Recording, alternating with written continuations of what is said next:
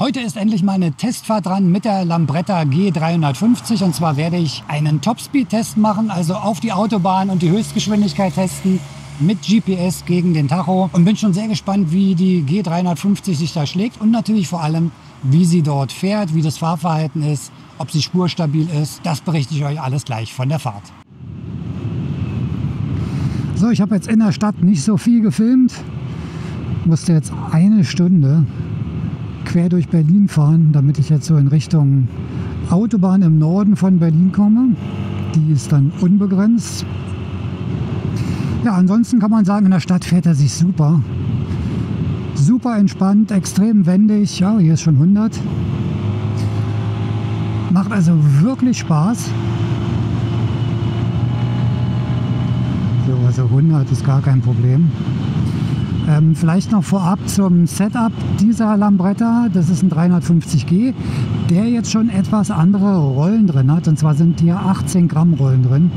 Ich glaube, Serie kommt er mit 22, 23, was in der Richtung. Hat also schon deutlich bessere Beschleunigung als das Serienmodell. Aber jetzt muss man natürlich mal schauen. Leichtere Rollen heißt oftmals im Topspeed nicht mehr ganz so viel. Also dass er ein bisschen langsamer wird. Ich bin ihn jetzt im Serienzustand noch nicht gefahren auf der Autobahn, muss ich mal schauen, was er jetzt bringt. Sehr stabiles Fahrwerk, merkt man schon, wenn man jetzt mal die Hand vom Lenker nimmt. Keine Vibrationen, wackelt nichts. Auch der Motor läuft seidenweich. Keine Vibrationen in den Griffen oder im Trittbrett. Ja, wenn man so eine Strecken fährt, dann merkt man erstmal wieder, wie groß Berlin ist. Und ich war jetzt nicht mal am südlichsten Rand. Also ich war in der Mitte von Berlin-Schöneberg beim Kaffee Racer 69 und bin von da aus dann jetzt zum Norden gefahren und bin tatsächlich eine Stunde gefahren. Also ich schätze mal, wenn man komplett quer durchfährt, braucht man bestimmt 1,5 Stunden bis 2 Stunden. So, jetzt sind es noch 3,5 Kilometer bis zum Dreieck Pankow. Und da werde ich mich dann mal auf die Autobahn begeben. Und mal gucken, was der 350G von Lambretta so an Höchstgeschwindigkeit bringt. Also ich glaube, wenn ich mit dem lange Strecken fahren würde, ich würde mir ein Windschild drauf machen. Habe ich bei meiner Vespa auch gehabt. Man hängt hier wirklich voll im Wind. Also wenn ich mir jetzt vorstelle, es regnet oder so, hat man da wirklich gar keinen Schutz mehr oben. Klar, die Beine unten sind schön geschützt. Aber eine kleine Scheibe, so eine kleine Touring-Scheibe so bis hier, das wäre schon, glaube ich, ziemlich gut. Ja, also so super entspanntes Fahren. Sitzbank ist toll. Also für große Fahrer ist die Lambretta G350, bin ich der Meinung, deutlich besser als die Vespa. Die Sitzbank ist viel länger. Kann man also weitaus mehr hin und her rutschen. Ich bin jetzt extra auf ein unbegrenztes Stück gefahren. Ich weiß gar nicht, ob ich das überhaupt brauche, ob die G350 überhaupt über 120 kommt. Das werden wir jetzt gleich sehen. So, weg vom Laster. Ah, da vorne ist dann unbegrenzt. Also können wir jetzt mal Speed geben. Ich beschleunige jetzt mal hoch. Jetzt sind wir bei 119, 120. So, jetzt ist unbegrenzt.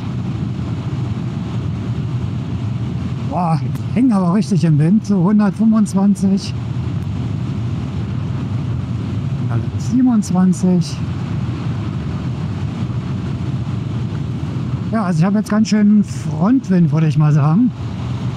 Ich werde also auf jeden Fall die Strecke auch nochmal in die andere Richtung fahren. 128, 129, 131, 32. Ja, also fährt sich immer noch sehr entspannt. Also ich glaube, der könnte noch ein bisschen was. 135, 36. 138.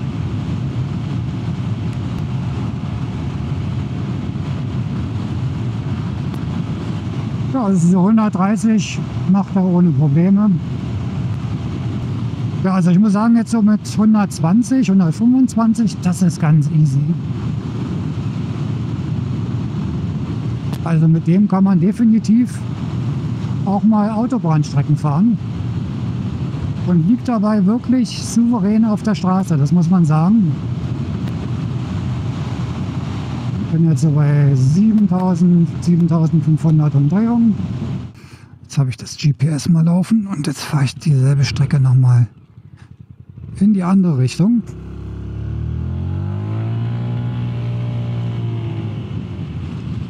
Also Topspeed bin ich schon sehr zufrieden. Wird natürlich, schätze ich mal, mit den Standardrollen ein bisschen höher sein, weil die sind jetzt schon um einiges leichter. Und da kann der Riemen dann natürlich nicht so hoch steigen wie mit Standardrollen oder wie mit den Pullis zum Beispiel. Ach, aber so in Kurven liegt er wirklich schön. Ganz souverän. Extrem stabil. Also das ist schon doch ein Unterschied auch zur Vespa, finde ich zumindest. So für Landstraßen, Autobahnen, da ist der definitiv ein bisschen souveräner als eine Vespa. So, jetzt läuft hier oben das GPS mit. Hier ist wieder unbegrenzt. So, also hier ist jetzt so eine Steigung, da wird es nicht so schnell gehen. 132 aber immer noch. Aber das ist ja schon mal angenehm. 134 bei einer leichten Steigung.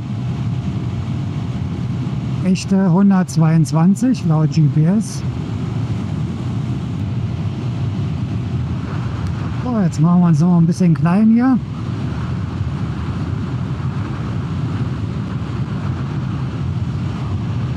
...136, 137, 138, na komm, die zwei schaffst du noch. 139, komm, einen noch. Die 4 wollen wir sehen.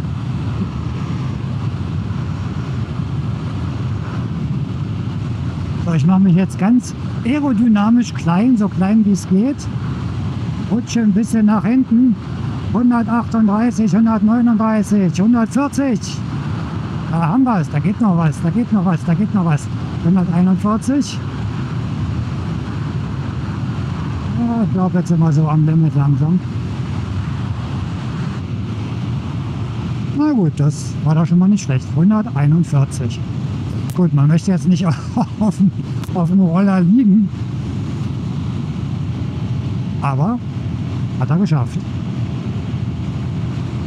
So, ein bisschen runter, 120. Oh, ist gleich viel leiser, 100. Also 100 ist schön, 100 ist super. Der Wind nicht so laut. Da fährt er wie Butter. Also Landstraße 100 und man hat richtig Spaß. Aber er kann halt, wenn man es möchte, durchaus auch mal auf der Autobahn mitschwimmen mit 130.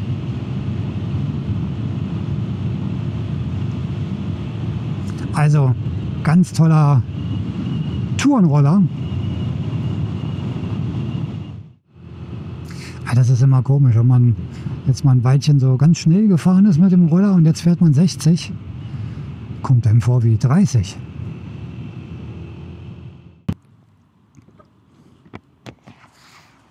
So, erst mal tanken.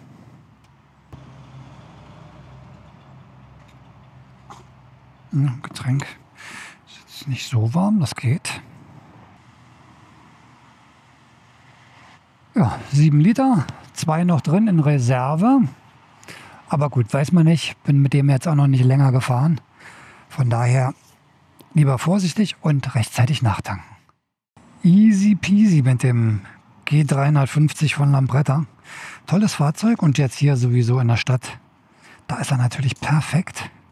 Schön wendig. Also da ist so ein Klassikroller natürlich gut aufgehoben. Klein, wendig. Aber man hat es jetzt gesehen, mit dem kann man wirklich super auf der Autobahn fahren. Wenn man also mal eine Etappe hat, wo man mal ein bisschen Strecke machen möchte, kann man absolut empfehlen, den G350. Höchstgeschwindigkeit, die ich erreicht habe, war 141 und das mit 18 Gramm Rollen, also deutlich leichtere Rollen als serienmäßig drin sind.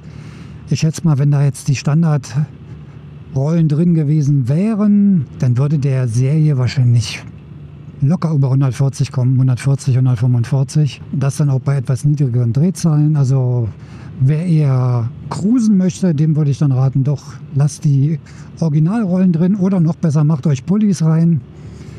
Da könnt ihr auch etwas leichtere nehmen, habt trotzdem dieselbe Höchstgeschwindigkeit. Und wenn ihr das gleiche Gewicht nehmt, kommt er wahrscheinlich noch höher mit dem Topspeed. Aber das reicht alles aus. Also wie gesagt, mit Originalrollen gehe ich mal davon aus, kommt er auf 140, 145. Ja, und was will man mehr von so einem Retro-Roller? Braucht man alles nicht.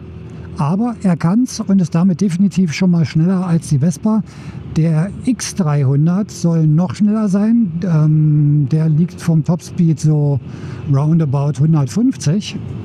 Aber das Schöne ist halt gerade bei dem jetzt, bei dem G-Modell, wenn er halt 140, 145 Max Speed hat, dann kann man ganz entspannt mit 120 auch mal Autobahnstrecken machen.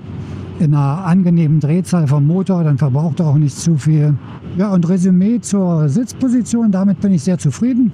Habe jetzt keinerlei Probleme gehabt. Sitzbank ist ein bisschen auf der strafferen Seite, aber je länger man fährt, wird es dann auch weicher und ist auch durchaus sehr angenehm. Ist auch jetzt ein sehr neuer Roller noch, da braucht die wahrscheinlich noch ein bisschen, um sich einzusetzen. Aber ist durchaus Touren geeignet und wie gesagt für große Fahrer definitiv geeignet. Dadurch, dass man schön weit immer nach hinten rutschen kann und mal die Sitzposition abändert. Ja, also wie sieht mein Fazit aus? Definitiv Lambretta. Auch der G ist schneller als die Vespa. Ich habe jetzt 141 erreicht. Ich glaube GPS waren so um die 128. Das ist eine Top-Leistung. Habe ich mit meiner Vespa nicht erreicht, solche Geschwindigkeiten. Und ja, vielleicht mache ich noch mal einen Test mit der X300. Die, wie gesagt, sollen noch ein bisschen schneller sein, aber alles reicht. Ist ein toller Tourenroller, sitzt sich extrem bequem, hat ein tolles Fahrverhalten, auch in diesen höheren Geschwindigkeiten.